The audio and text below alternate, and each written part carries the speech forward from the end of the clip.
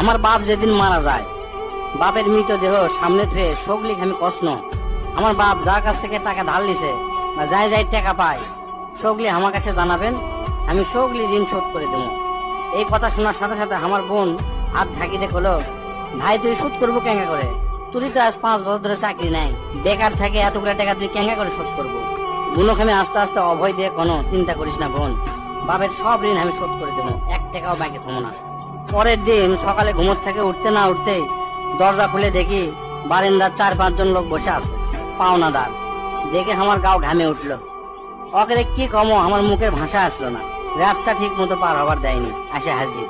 সামনে যাতে একজন খাড়া হলো, খাড়া হয়ে আমাকে করছে, আমি অমুক ব্যাংকত থেকে আসছি, আপনার বাপ তার বেটা বেটির নামে 20 লাখ টাকা ব্যাংকত থুয়ে গেছে, তাড়াতাড়ি ব্যাংকত আসেন।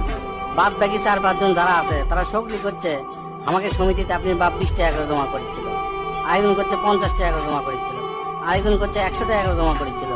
এল্লার টাকা নেওয়ার জন্য আমাকে সমিতি অফিসে আসেন। পরে সব হিসাব করে দেখি বাপ আমাকে জন্য প্রায় 37 লাখ টাকা জমি থয়ে গেছে। টাকাগুলা হিসাব করতে করতে আমার একদিন রাতের কথা মনে পড়ে গেল। ওই রাতে আমি আমার বাপক কষ্ণ, আপনি ক্যাঙ্কা বাপ, আমাকে ভবিষ্যতে আপনি কোন চিন্তা আছে? আপনি লাগাতে বাপ আমাকে দরকার নাই, কোনো টাকা পয়সায় দেন না আমাকেও, আমরা চলমো ক্যাঙ্কা করে। বাপ তখন মুস্কি হাসে কষলো, আমি আমার সাধ্য মতো চেষ্টা করেছি, সময় হলে সব বুঝবার পারবো। সেই দিন ওই বাপের মুস্কি হাসে আমি বুঝবার পারিনি।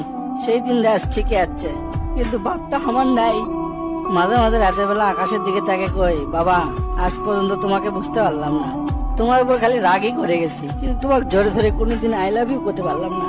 আজ বুঝিচ্ছি, কৃষক তুমি 1 শার্ট পরে 3 বছর পার করেছিলা, কৃষক তুমি 1 স্যান্ডেল 32 বার সেলাই করেছিলা, তোমার কাছে ক্ষমা চাওয়ার সময়টাও দিলা না।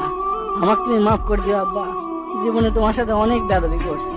তার কয়েকদিন পর খোঁজলে দেখি আমার বাপ কারো কাছে 1 টাকাও বাকি করেনি, 1 টাকাও ঋণ করেনি, বরং অনেক মানুষক টাকা ধার দিছে, তারা এসে দিয়ে গেছে।